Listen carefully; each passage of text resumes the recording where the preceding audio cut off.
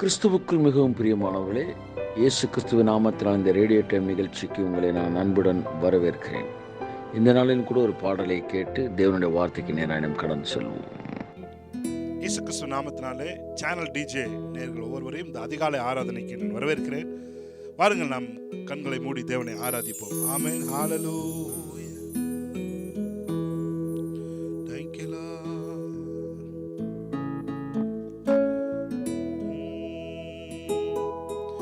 இடைவிடா நன்றி உமக்குத்தானே, இணையில்லா தேவன் உமக்குத்தானே.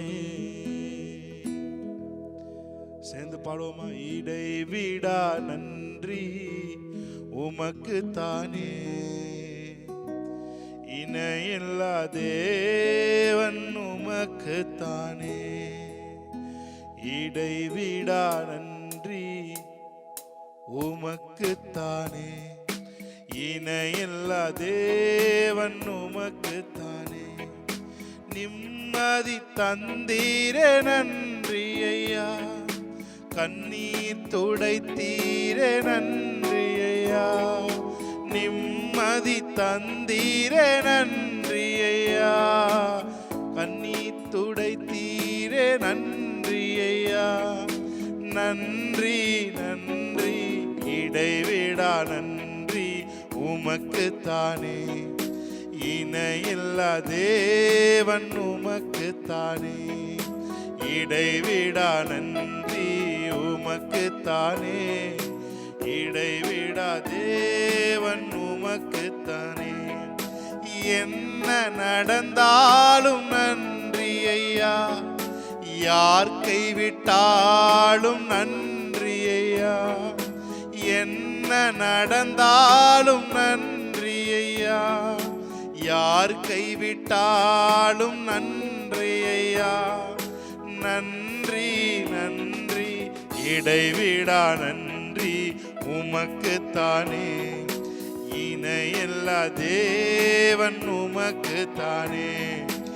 இடைவிடா நன்றி உமக்குத்தானே, இடைவில்லா தேவன் உமக்குத்தானே. சொல்லுமா? என்னை கண்டீரே நன்றி ஐயா, கண்ணீர் துடைத்தீரே நன்றி ஐயா. என்னை கண்டீரே நன்றி ஐயா, கண்ணீர் துடைத்தீரே நன்றி ஐயா. நன்றி நன்றி இடைவிடா நன்றி உமக்குத்தானே, இணையில்லா தேவன் உமக்குத்தானே. இடைவிடா நன்றி உமக்குத்தானே, இணையில்லா தேவன் உமக்குத்தானே. அநாதி தேவனே நன்றி ஐயா, அரசாளும் தெய்வமே நன்றி ஐயா. அநாதி தேவனே நன்றி ஐயா, அரசாளும் தெய்வமே நன்றி ஐயா. நன்றி நன்றி இணையில்லா. Thank you Lord. Yes Lord. இடைவிடா நன்றி உமக்குத்தானே, இணையில்லா தேவன் உமக்குத்தானே. கரம் பிடித்து நடத்துகிறீ, காலமெல்லாம் சுமக்கின்றீ. கரம் பிடித்து நடத்துகின்றீ,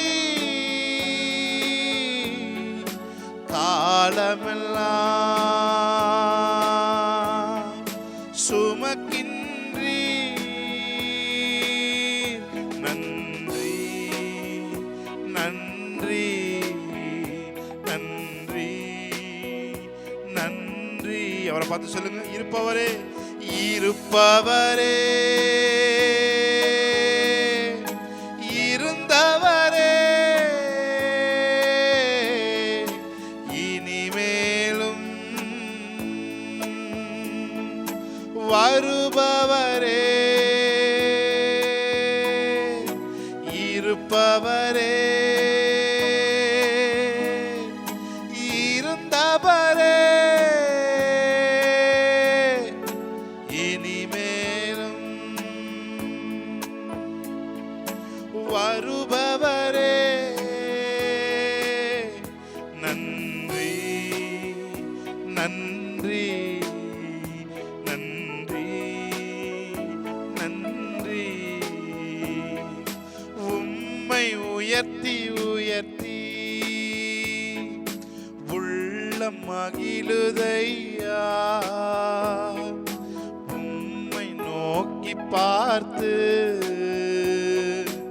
இதயம் துள்ளுதையா. உம்மை உயர்த்தி உயர்த்தி உள்ளம் மகிழுதையா, உம்மை நோக்கி பார்த்து இதயம் துள்ளுதையா. கண்ணீரெல்லாம் துடைக்கின்றீ, காயமெல்லாம்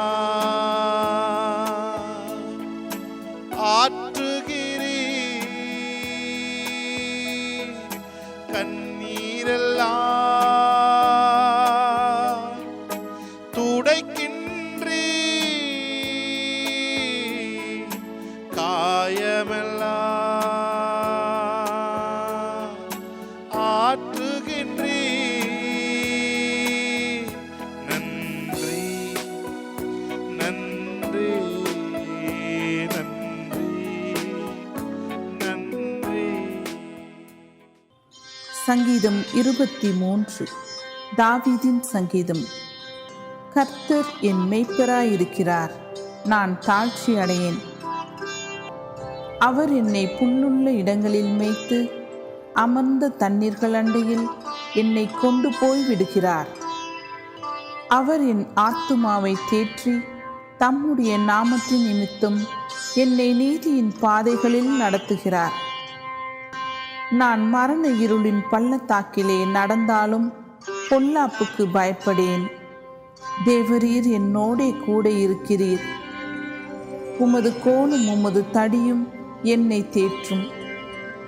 என் சத்துருக்களுக்கு முன்பாக நீர் எனக்கு ஒரு பந்தியை ஆயத்தப்படுத்தி என் தலையை எண்ணெயால் அபிஷேகம் பண்ணுகிறீர். என் பாத்திரம் நிரம்பி வழிகிறது. என் ஜீவனுள்ள நாளெல்லாம் நன்மையும் கிருபையும் என்னை தொடரும். நான் கர்த்தருடைய வீட்டிலே நீடித்த நாட்களாய் நிலைத்திருப்பேன். கிறிஸ்துவுக்குள் மிகவும் பிரியமானவர்களே, இந்த நாளில் கூட சங்கீதம் 23 வாசிக்க கேட்டோம். வேத புத்தகத்தில் பிரபலமான அதிகாரங்களில் இந்த அதிகாரம் 1.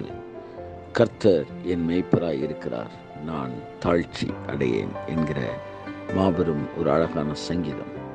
என் அன்புக்குரியவர்களே, கர்த்தர் ஒரு மனிதனுக்கு மேய்ப்பனாய் இருக்கும்போது அவனுடைய வாழ்க்கையிலே என்ன விதமான பாதுகாப்பு, என்ன விதமான பராமரிப்பு, என்ன விதமான ஆசீர்வாதங்கள் இவைகள் எல்லாம் நமக்கு வருகிறது என்பதை பற்றி ஒரு மேய்ப்பனாக, பூமிக்குரிய மேய்ப்பனாக இருந்த தாவீது அதை நன்றாக உணர்ந்து, கர்த்தரின் மேய்ப்பராக இருக்கும்போது என் வாழ்க்கையில் எப்படி குறைவுகள் இல்லாத ஒன்றாக என் வாழ்க்கையை அவர் வைத்திருப்பார், எப்படி ஒரு பாதுகாப்பை எனக்கு வைத்திருப்பார், எப்படி சத்துருக்களுக்கு முன்பாய் பந்தியை ஆயத்தப்படுத்துவார், எல்லாவற்றையும் குறித்து தாவீது மிக அழகாக இந்த அதிகாரத்தில் எழுதுகிறார். இன்னும் சொல்லப்போனால் தாவீதின் மூலமாக பரிசுத்த ஆவியானவர் கர்த்தரை மேய்ப்பராய் கொண்ட ஜனங்களின் பாக்கியத்தை குறித்து எழுதுகிறார். என் அன்புக்குரியவர்களே, ஏறக்குறைய 12 ஆசீர்வாதங்களை பரிசுத்த ஆவியானவர் தாவீதின் மூலமாக இந்த அதிகாரத்தை எழுதுகிறார். யாருக்கெல்லாம் கர்த்தர் மேய்ப்பராய் இருக்கிறாரோ அவர்கள் வாழ்க்கையிலே வேதம் தருகிற 12 ஆசீர்வாதங்களை பற்றி பரிசுத்த ஆவியானவர் இந்த அதிகாரத்தில் எழுதுகிறார். இந்த 12 ஆசீர்வாதம் என்பது 12 ஆசீர்வாதம் அல்ல, 12 வகையான ஆசீர்வாதங்கள். அன்புக்குரியவர்களே, இயேசு கிறிஸ்து சிலுவையில் அடிபட்ட போது 39 அடிகள் பெற்றார். அந்த 39 அடிகளும் உலகத்தில் இருக்கிற ஆயிரக்கணக்கான லட்சக்கணக்கான வியாதிகளையும் 39 வகைகளிலே பிரித்து விடலாம் என்று மருத்துவ அறிஞர்கள் சொல்லுகிறார்கள். உலகத்தில் இருக்கிற எல்லா வியாதிகளும் வெறும் 39 வியாதிகளில் 39 கேட்டகரி, 39 வகையில் பிரித்து விடலாம் என்று சொல்லுகிறார்கள். ஸோ இயேசு கிறிஸ்து வாங்கிய 39 அடிகளும், சரீரத்தில் வாங்கிய 39 அடிகளும் இந்த 39 வகையான வியாதிகளுக்கு அவர் பெற்றுக்கொண்ட தண்டனை. அந்த தழும்புகளால் இந்த 39 வகையான வியாதிகளிலிருந்து நாம் விடுதலை பெறுகிறோம் என்பதை இங்கு நாம் புரிந்து கொள்கிறோம். அந்த 39 என்பது வெறும் 39 அல்ல, அது 39 வகைகள். அப்படியே இந்த 12 ஆசீர்வாதங்கள், சங்கீதம் 23 சொல்லப்பட்டிருக்கிற இந்த 12 ஆசீர்வாதங்கள் என்பது 12 வகையான ஆசீர்வாதங்கள். உலகத்தின் அத்தனை ஆசீர்வாதங்களையும் இந்த 12 வகைக்குள்ளாக நாம் அடக்கிவிடலாம் என்பதுதான் அதனுடைய அர்த்தம். என் அன்புக்குரியவர்களே, கர்த்தர் என் மேய்ப்பராய் இருக்கும்போது என்னுடைய வாழ்க்கையிலே எத்தனை விதமான ஆசீர்வாதங்கள் வருகிறது என்பதை குறித்து இந்த இடத்திலே தாவீது எழுதுகிறார். ஏறக்குறைய 12 ஆசீர்வாதங்களை அவர் சொல்லுகிறார். இந்த 12 ஆசீர்வாதங்களையும் நாம் தியானிப்பதற்கு நமக்கு நேரம் போதாது. எனினும் இந்த 12 குறித்து ஒரு மேற்பார்வை நாம் பார்த்துவிட்டு, கர்த்தருக்கு சித்தமானால் வருகிற நாட்களிலே இந்த ரேடியேட்டிவ் நிகழ்ச்சியிலோ அல்லது ஞாயிற்றுக்கிழமை ஆராதனையிலோ நாம் தொடர்ந்து இந்த சங்கீதம் 23 குறித்து தியானிக்கலாம். கிறிஸ்துவுக்குள் பிரியமானவர்களே, சங்கீதம் 21 குறித்து ரட்சிப்பிலிருந்து வருகிற, ரட்சிக்கப்பட்ட ஒரு மனிதன் வாழ்க்கையில் இருக்கிற எத்தனை இருக்கிற 9 விதமான தேவனுடைய வல்லமைகளை குறித்து நாம் பார்க்கலாம். அதில் குறிப்பிடப்பட்டிருக்கிறது என்று நான் சொன்னேன். அதை குறித்து விரிவாக பார்ப்பதற்கு நமக்கு நேரம் இல்லை என்றாலும், அந்த ஆசீர்வாதங்கள் நம்முடைய வாழ்க்கையிலே ரட்சிப்போடு கூட சேர்ந்து கொடுக்கப்பட்டிருக்கிறது. அவைகளை நாம் அறிந்துதான் ஆக வேண்டும். ஆகவே அந்த அதிகாரத்தை நீங்கள் நேரம் கிடைக்கும்போது 21 அதிகமாக தியானியுங்கள். அதை குறித்து கூட ஞாயிற்றுக்கிழமை ஆராதனை நான் பேச துவங்கியிருக்கிறேன். இந்த நாளிலே ஜூன் மாதத்திலே முதல் வாரத்தின் ஞாயிற்றுக்கிழமையில் நான் பேசியிருக்கிறேன். நீங்கள் நேரம் கிடைக்கும்போது அதை கேளுங்கள்.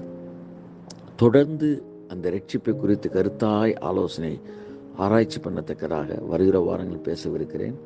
ஆகவே இந்த சங்கீதம் 21 ரட்சிப்பின் மகத்துவத்தை பற்றி, நீங்கள் பெற்றுக்கொண்ட ரட்சிப்பில் என்ன விதமான ஆசீர்வாதங்களாம் இருக்கிறது என்பதை பற்றி ஆவியானவர் தாவீதை கொண்டு எழுதியதை வருகிற ஒவ்வொரு வாரத்தின் ஞாயிற்றுக்கிழமையிலும் நம்முடைய சபையில் நான் பிரசங்கிக்க தீர்மானித்திருக்கிறேன். அவைகள் நீங்கள் கேளுங்கள், கர்த்தர் உங்களை ஆசீர்வதிப்பார். அப்படியே இந்த சங்கீதம் 23 கர்த்தர் ஒரு மனிதனுக்கு மேய்ப்பராய் இருக்கும்போது என்ன விதமான ஆசீர்வாதங்களாம் இருக்கிறது என்பதை எழுதியிருக்கிறார். இந்த நாளிலே அவைகளை குறித்து ஒரு மேற்பார்வையாக அந்த ஆசீர்வாதங்களை குறித்து பார்ப்போம். கர்த்தருக்கு சித்தமான போது அவைகளின் வருகிற நாட்களில் இன்னும் நாம் அவைகளை ஆராய்ந்து பார்க்க கர்த்தர் உதவி செய்வாராக. என் அன்புக்குரியவர்களே, சங்கீதம் 23 தாவீது கர்த்தர் மேய்ப்பராய் இருக்கும்போது இருக்கிற ரகசியங்களை, அந்த ஆசீர்வாதங்களை என்னவெல்லாம் என்பதை மிகவும் அடிக்கோடிட்டு காட்டுகிறார். அவையில் உங்கள் மத்தியில் நான் பேச விரும்புகிறேன். இதற்குரிய 12 ஆசீர்வாதங்கள் ஒன்றன் பின் ஒன்றாக நான் வாசிக்கிறேன். கர்த்தர் நமக்கு மேய்ப்பராய் இருக்கும்போது முதல் விஷயம், நான் தாழ்ச்சி அடையேன் என்பதை மிக தெளிவாக தாவீது மூலமாய் பரிசுத்த ஆவியானவர் நமக்கு சொல்லுகிறார். நான் தாழ்ச்சி அடைவதற்கான வாய்ப்புகள் இல்லை என்பதல்ல, நான் ஒருபோதும் தாழ்ச்சி அடையேன். அடையேன் என்பது ஏகாரம். என் அன்புக்குரியவர்களே, ஒரு காரியத்தை குறித்து இன்னும் அழுத்தி சொல்வதற்கு நாம் பயன்படுத்துகிற ஒன்றுதான் ஏகாரம் என்று தமிழ் இலக்கணங்கள் சொல்லுவார்கள். அப்படியே இந்த முதல் வசனத்தில் நான் தாழ்ச்சி அடையேன் என்று தாவீது மிக தெளிவாக சொல்லுகிறார். அதாவது, நான் தாழ்ச்சி அடைவதை குறித்த எந்தவித சந்தேகமும் எனக்கு கிடையாது. காரணம், என் வாழ்க்கையில் நான் தாழ்ச்சி அடையப் போவதே இல்லை. காரணம், கர்த்தர் என் மேய்ப்பராய் இருக்கிறார் என்று. இதுதான் முதல் ஆசீர்வாதம். எனக்கு பிரியமானவர்களே, உங்கள் வாழ்க்கையிலே கர்த்தர் மேய்ப்பராய் இருப்பார் என்றால் நிச்சயமாக உங்கள் வாழ்க்கையில் தாழ்ச்சி என்று ஒன்றே வராது. எஞ்சியிருக்கிற 11 நான் வாசிப்பதற்கு முன்பாக ஒரு காரியத்தை உங்களுக்கு சொல்ல விரும்புகிறேன். இந்த 12 ஆசீர்வாதங்களையும் நாம் தியானிக்கும் போது நம்முடைய அறிவு அல்லது பிசாசானவன் 12 ஆசீர்வாதங்கள் வருவது உண்மைதான், ஆனால் கர்த்தர் உன் மேய்ப்பராய் இருக்கிறாரா, நீங்கள் அந்த மேய்ப்பருக்கீழாக இருக்கிறீர்களா என்கிற கேள்வியை எழுப்புவான். ஆக முதலாவது, கர்த்தர் தான் உங்கள் மேய்ப்பராக இருக்கிறார் என்பதை நீங்கள் புரிந்து கொள்ளும்படி நான் ஒரு சில வசனத்தை வாசிக்க விரும்புகிறேன். என் அன்புக்குரியவர்களே, என்றைக்கு கர்த்தராய் இயேசு கிறிஸ்துவை நீங்கள் சொந்த இரட்சகராய் ஏற்றுக்கொண்டீர்களோ அன்றைக்கே நீங்கள் அந்த பிரதான மேய்ப்பனிடத்தில் கடந்து வந்திருக்கிறீர்கள். யோவான் 10ஆம் அதிகாரத்தில் இயேசு கிறிஸ்து சொல்லுகிறார், நானே நல்ல மேய்ப்பன் என்று சொல்லுகிறார். ஆகவே இயேசு கிறிஸ்துவினிடத்தில் நீங்கள் வந்திருக்கிறீர்கள் என்றால் நீங்கள் ஒரு நல்ல மேய்ப்பனிடத்தில் வந்திருக்கிறீர்கள் என்ற அர்த்தம். என்றைக்கு இயேசு கிறிஸ்து உங்கள் சொந்த இரட்சகராக ஏற்றுக்கொண்டீர்களோ அன்று முதல் நீங்கள் அவருடைய மேய்ச்சலின் ஆடுகளாய் மாறியிருக்கிறீர்கள். ஆகவே இந்த அதிகாரத்தில் இருக்கிற ஆசீர்வாதங்களை பார்ப்பதற்கு முன்பாக உண்மையில் அந்த ஆசீர்வாதங்கள் எனக்கு சொந்தம் தானா என்பதை நீங்கள் புரிந்து கொள்ள வேண்டும். நீங்கள் சொந்தம்தான் என்பதை நீங்கள் மேய்ப்பரின் கீழ் வந்திருக்கிறீர்கள் என்ற உறுதிப்பாட்டை வேதவசனத்திலிருந்து நீங்கள் பெற்றுக்கொள்ள வேண்டும். இதை குறித்து தான் 1 பேதுரு 2ஆம் அதிகாரம் 25ஆம் வசனத்திலே பேதுருவின் மூலமாக பரிசுத்த ஆவியானவர் திருவுளம் பற்றுகிற வார்த்தை என்னவென்றால், முன்பு சிதறுண்ட ஆடுகளைப் போல நாம் இருந்தோம் என்று பேதுரு சொல்லுகிறார். அதாவது கர்த்தராகிய இயேசு கிறிஸ்துவை நாம் சொந்த இரட்சகராய் ஏற்றுக்கொள்வதற்கு முன்பாக நாம் சிதறுண்ட ஆடுகளைப் போல் இருந்தோம். இப்பொழுதோ உங்கள் ஆத்துமாக்களுக்கு மேய்ப்பரும் கண்காணியுமானவரிடத்திலே திருப்பப்பட்டு இருக்கிறீர்கள் என்று மிக தெளிவாக சொல்கிறார். நீங்கள் திருப்பப்பட்டு இருக்கிறீர்கள். அதாவது இப்பொழுது அந்த வேலை நடந்து இப்பொழுது தொடர்ந்து கொண்டிருக்கிறது என்பதுதான் அதன் அர்த்தம். முன்பு இயேசு கிறிஸ்துவை அறியாமல் நீங்கள் சிதறுண்ட ஆடுகளைப் போல் இருந்தீர்கள். இப்பொழுது உங்கள் ஆத்துமாக்களுக்கு மேய்ப்பரும் கண்காணியுமானவரிடத்தில் திருப்பப்பட்டிருக்கிறீர்கள். இந்த வார்த்தை மிக தெளிவாய் சொல்லுகிறது, நீங்கள் மேய்ப்பரின் மேய்ச்சலுக்கு கீழாக வந்து விட்டீர்கள் என்பதை. என் அருமையான தேவ பிள்ளைகளே, நீங்கள் இயேசு கிறிஸ்துவை வணங்குகிறவர்களாக இருப்பீர்கள் என்றால் நீங்கள் அவரின் ஆடுகள் என்பதில் எந்த மாற்றம் இல்லை. அவர் உங்கள் மேய்ப்பர் என்பதில் எந்த மாற்றம் இல்லை. அவர் உங்கள் மேய்ப்பராக இருக்கிறபடியினாலே இந்த சங்கீதம் 23 சொல்லப்படுகிற 12 ஆசீர்வாதங்களும் உங்கள் வாழ்க்கையிலே தானாக பலிக்கும் என்று இயேசு கிறிஸ்து நாமத்தில் சொல்கிறேன். அதில் ஒன்று, நீங்கள் ஒரு நாளும் தாழ்ச்சி அடைவதில்லை. தேவனாகிய கர்த்தரை உங்கள் சொந்த இரட்சகராக உங்களுடைய மேய்ப்பராக நீங்கள் ஏற்றுக்கொண்டபடியினால் உங்கள் வாழ்க்கை எதிரிகளாலோ சூழ்நிலைகளாலோ வியாதிகளாலோ பிரச்சனைகளாலோ அவமானங்களாலோ நிந்தைகளாலோ நீங்கள் தாழ்ச்சி அடைவீர்கள் என்கிற பயம் உங்களுக்கு இருக்கும் என்றால் ஒன்றை புரிந்து கொள்ளுங்கள், நீங்கள் மேய்ப்பருக்கு கீழாக இருக்கிறீர்கள். நீங்கள் நல்லவர்கள் என்பதனால் அல்ல, உங்களை மேய்க்கிற மேய்ப்பர் நல்லவர் என்பதனால் உங்களை ஒரு நாளும் தாழ்ச்சி அடைய விடமாட்டார். இதுதான் அந்த நல்ல மேய்ப்பனுக்கு கீழாக இருக்கிறவர்கள் வாழ்க்கையில் பெறுகிற முதல் ஆசீர்வாதம். உங்கள் மேய்ப்பர் உங்களை ஒரு நாளும் தாழ்ச்சி அடைய விட மாட்டார். 2வது வசனம், அவர் என்னை புல்லுள்ள இடங்களில் மேய்ப்பார். பாருங்கள், தேவன் உங்களை வனாந்தரமான இடத்தில் மேய்க்கிற தேவன் அல்ல, புல்லுள்ள இடங்களில் மேய்க்கிறவர். அப்படி என்றால் உங்கள் தேவனாகிய கர்த்தருக்குள்ளாக நீங்கள் வந்த நாள் முதற்கொண்டு உங்கள் வாழ்க்கையை ஆசீர்வாதத்திற்கு நேராக தான் வழி நடத்துகிறார். பசுமையான புல்வெளி என்பது அது ஆசீர்வாதத்தை குறிக்கிறது. அன்புக்குரியவர்களே, அவர் உங்களை ஆசீர்வாதத்திற்கு நடத்துகிற தேவன், வனாந்தரத்துக்கு நடத்துகிற தேவன் அல்ல, புல்லுள்ள இடங்களுக்கு நடத்துகிறவர். ஆகவே நிச்சயமாக நம்முடைய வாழ்க்கையிலே அவர் புல்லுள்ள இடங்களில் தான் இதுவரை நடத்தி கொண்டிருக்கிறார், இனிமேலும் நடத்துவார். நீங்கள் கொழுத்த கன்றுகளைப் போலத்தான் வளருவீர்கள். ஆக 2வது ஆசீர்வாதம் என்னவென்றால், உங்கள் வாழ்க்கை செழிப்பிலே இருக்கும் என்பதிலே எந்த மாற்றமும் இல்லை. அதுதான் உங்கள் ஜாதகம். பரிசுத்த ஆவியானவர் நம்முடைய கண்களை திறப்பாராக. ஆமென். இந்த வார்த்தைக்குரிய உள்ளுணர்வுகளை உறுதிப்படுத்துவாராக. 3வது ஆசீர்வாதம், அமர்ந்த தண்ணீர்கள் அண்டையில் என்னை கொண்டு போய் விடுகிறார். பாருங்கள், இது ஒரு அமெரிக்கையான வாழ்க்கையும் அமைதியான ஆசீர்வாதத்தையும் ஒரு இளைப்பாறுதல் வாழ்க்கையும் காட்டுகிறது. அமர்ந்த தண்ணீர்கள் அண்டையில். பாருங்கள், பொதுவாக ஆடுகள் மிக சப்தமாக விழுந்து கொண்டிருக்கிற தண்ணீர்களின் அருவிகள் அருகிலே தண்ணீர் குடிக்க விரும்புகிறதில்லை.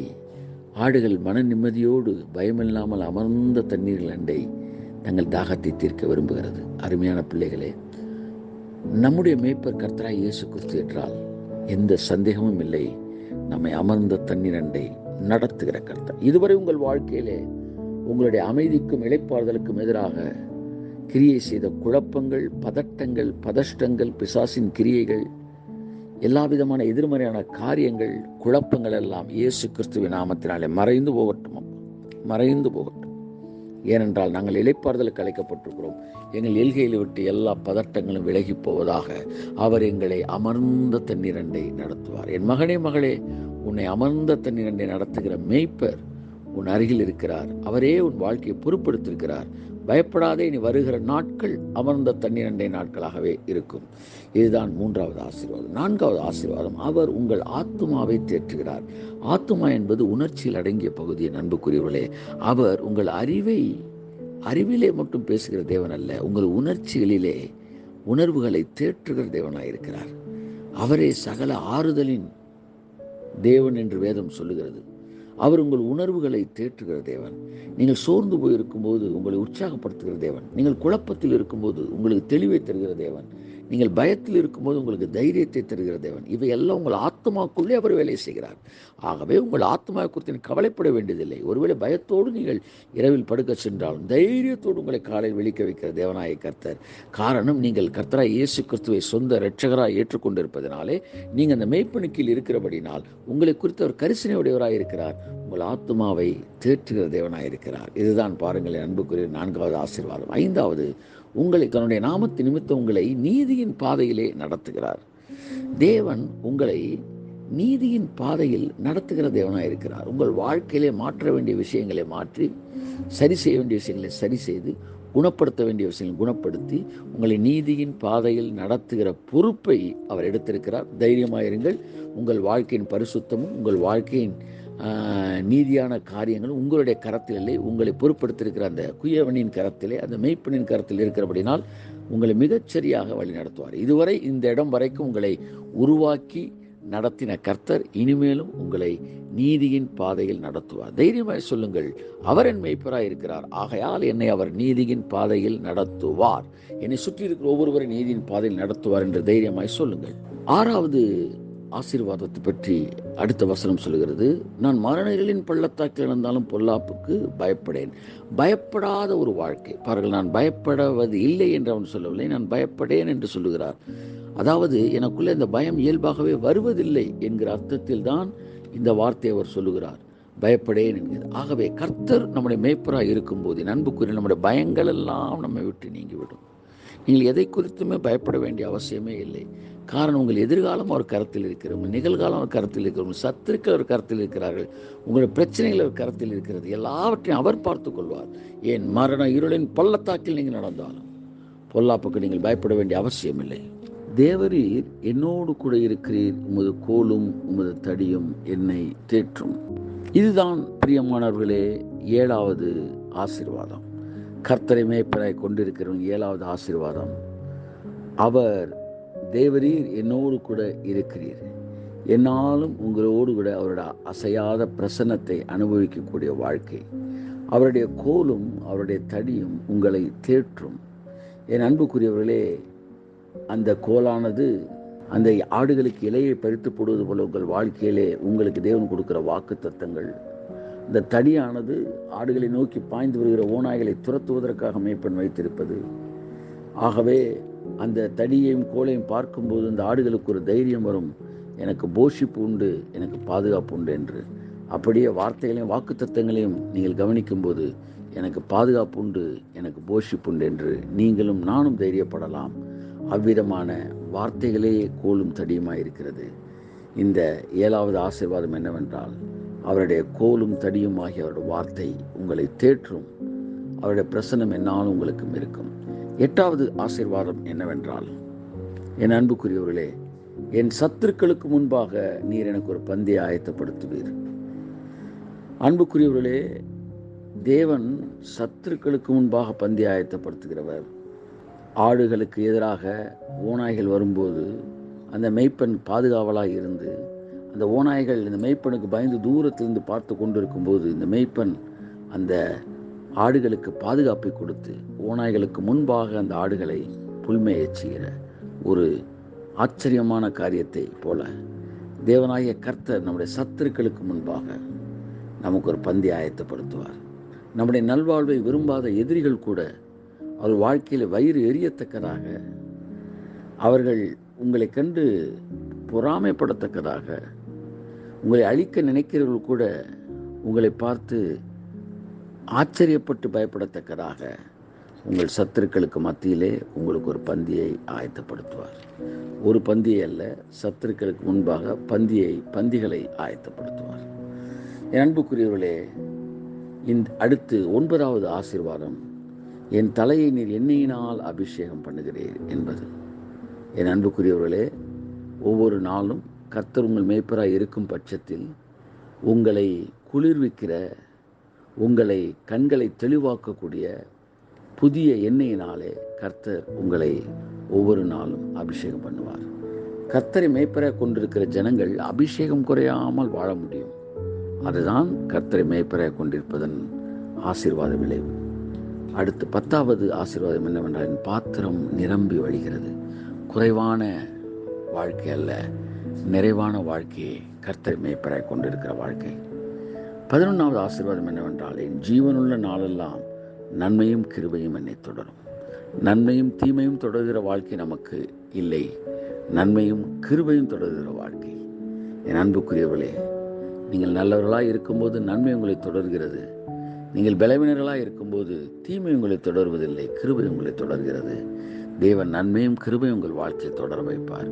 காரணம், உங்களுக்காக ஜீவன் கொடுத்த நல்ல மேய்ப்பர் உங்கள் மீது பாதுகாவலாய் நிற்கிறார், உங்களுடைய மேய்ப்பராய் இருக்கிறார். 12வது ஆசீர்வாதம், நான் கர்த்தருடைய வீட்டிலே நீடித்த நாட்களாய் நிலைத்திருப்பேன். ஆமென். என் அன்புக்குரியவர்களே, நாம் இந்த பூமியிலும் தேவனுடைய பிரசன்னத்திலும் நீடித்த நாட்களாய் இருக்கும்படி அழைக்கப்பட்டவர்கள். இந்த 12 ஆசீர்வாதங்களும் கர்த்தரை மேய்ப்பராய் கொண்ட ஜனத்தை தேவன் கொடுத்திருக்கிறார். யார் அந்த மேய்ப்பராய் கொண்ட ஜனங்கள்? 1 பேதுரு 2:25 சொல்கிறது, முன்பு சிதறுண்ட ஆடுகளைப் போல் இருந்தீர்கள், இப்பொழுது மெய்ப்பனும் கண்காணியுமானவரிடத்தில் திருப்பப்பட்டிருக்கிறீர்கள். உங்கள் ஆத்துமாக்களுக்கு மெய்ப்பனும் கண்காணியுமானவரிடத்தில் திருப்பப்பட்டிருக்கிறீர்கள். அந்த வார்த்தையின்படியே தேவனாகிய கர்த்தர், நீங்கள் அவருடைய மேய்ச்சலின் ஆடுகளாய் இருக்கிறபடினால், அவர் உங்கள் மேய்ப்பராய் இருக்கிறபடினால், 12 ஆசீர்வாதங்களும் ஏற்கனவே உங்களுக்கு சொந்தமாகி விட்டது. ஏற்கனவே உங்களுக்கு சொந்தமாகி விட்டது. ஏற்கனவே உங்கள் வாழ்க்கையிலே அவைகள் செயல்பாட்டில் இருக்கிறது. ஏற்கனவே அவைகள் உங்கள் வாழ்க்கையிலே செயல்பாட்டிலே இருக்கிறது. ஆசீர்வதிக்கிறேன். நம்முடைய சிந்தனைகள் இதை புரிந்து கொள்வதாக பெருக்கத்தை பேசுகிறேன். இந்த நாள் உங்களுக்கு நல்ல நாளாக இருக்கட்டும், வழிவாசல் திறக்கிற நாளாக இருக்கட்டும். இந்த வாரம் முழுவதும் கர்த்தருடைய மேய்ச்சலின் ஆசீர்வாதத்தை உங்கள் வாழ்க்கையை அனுபவிப்பதாக இயேசு கிறிஸ்துவின் நாமத்தில் உங்களை வாழ்த்தி ஆசீர்வதிக்கிறேன். பிதாவே, இந்த வார்த்தைகள் உங்கள் வாழ்க்கையிலே மாபெரும் கதவுகளை திறக்கட்டும். இயேசு கிறிஸ்துவின் நாமத்தில் பிதாவே, ஆமென், ஆமென். Praise the Lord. கர்த்தர் உங்களை ஆசீர்வதிப்பார். பிரியமானவர்களே, அடுத்து நாளை காலை இதே நேரத்தில் இதே அலைவரிசையில் நாம் சந்திப்போம். அதுவரை தேவனுடைய பிரசன்னத்தில் உங்களிடத்தில் விடைபெறுகிறேன். கர்த்தர் தாமே உங்களை ஆசீர்வதித்து பாதுகாத்து பெருக பண்ணுவாராக. God bless you. Amen.